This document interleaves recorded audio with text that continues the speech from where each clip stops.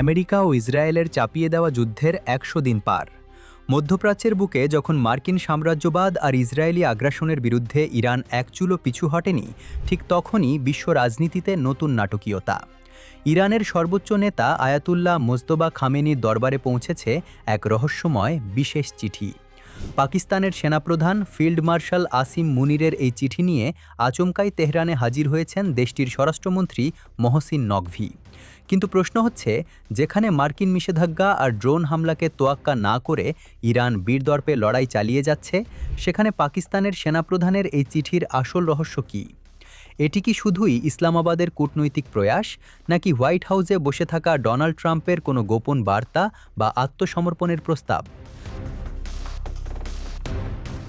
গত ২৮শে ফেব্রুয়ারি ইরানকে কোণঠাসা করতে আমেরিকা ও ইসরায়েল যে যুদ্ধ শুরু করেছিল, তার জবাব তেহরান দিয়েছে অত্যন্ত কঠোরভাবে। মধ্যপ্রাচ্যে মার্কিন ঘাঁটি আছে এমন দেশ যেমন বাহরাইন বা কুয়েত এখন যুদ্ধের তীব্রতায় কাঁপছে।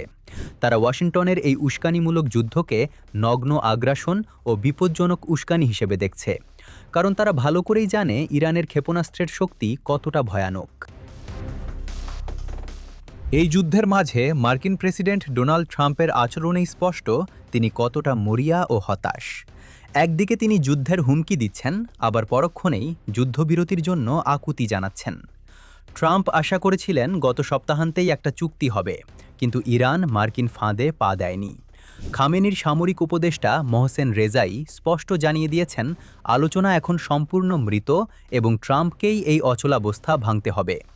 ইরান স্পষ্ট শর্ত দিয়েছে, আমেরিকাকে আগে ইরানের জব্দ করা $২৪ বিলিয়ন সম্পদ ছেড়ে দিতে হবে।